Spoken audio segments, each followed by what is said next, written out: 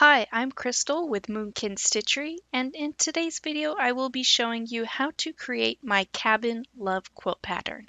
Cabin Love is a fantastic beginner-friendly pattern as we will be working with large pieces, creating a nice jumbo-sized quilt block. The fabric I am using is called Exquisite by Jerry Robertson of Planted Seed Designs for Riley Blake Fabrics. This is a very old collection that was sadly tucked away up on my shelf. However, there are amazing Valentine's Day or traditional soft palette quilt collections available right now. This pattern is available in 5 quilt sizes: baby, throw, twin, queen, and king. And in this tutorial, I will be making a large twin size quilt measuring at 64 inches by 80 inches. With that said, you will need 20 fat quarters and a half a yard of background fabric.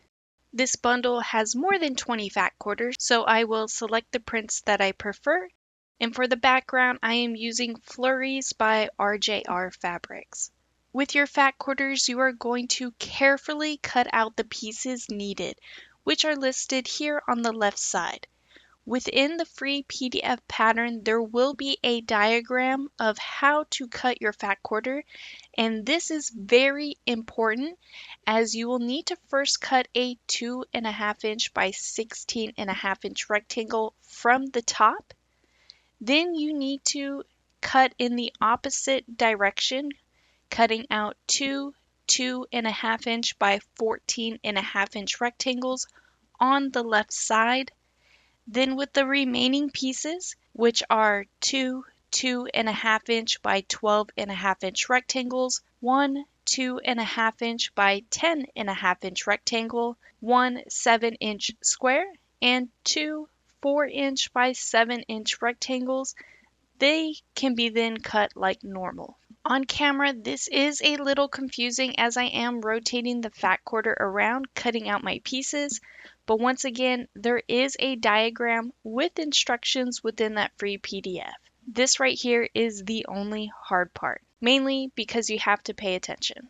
Next, with your background yardage, subcut 20 4-inch squares and 80 1.5-inch squares. With your background 1.5-inch squares on the wrong side, draw a 45-degree line from corner to corner with a fabric marking tool. Next, with your print 4-inch by 7-inch rectangles, snowball the top right and left sides with a background 1.5-inch square. Place the 1-inch square on the top right corner, right sides together, and pay close attention to the diagonal direction and sew on that line that you drew. Then using fabric scissors or a rotary cutter, trim a 1/4 inch away and press open. Go ahead and place a second 1.5-inch square on the top left corner, right sides together. Once again, pay close attention to the diagonal direction and then sew on the line. Using fabric scissors or a rotary cutter, trim a 1/4 inches away and then press open. You'll repeat this step to all of the 4-inch by 7-inch print rectangles.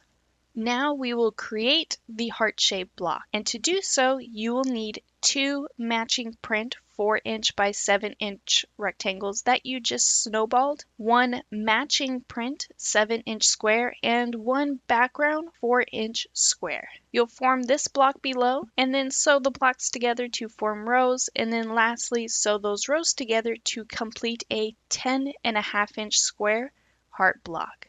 Next, in a different print, select 1 2.5-inch by 10-inch rectangle and 1 2.5-inch by 12.5-inch rectangle. You'll sew the 10.5-inch rectangle to the top of the heart, then the 12.5-inch rectangle to the left side. Continuing on in a different print, select 1 2.5-inch by 12.5-inch rectangle and 1 2.5-inch by 14.5-inch rectangle. So the 12.5-inch rectangle to the top, then the 14.5-inch rectangle to the left side. And lastly, in a different print, You will select one 2.5 inch by 14.5 inch rectangle and one 2.5 inch by 16.5 inch rectangle, and you'll sew the 14.5 inch rectangle to the top, then the 16.5 inch rectangle to the left side to complete a 16.5 inch square quilt block.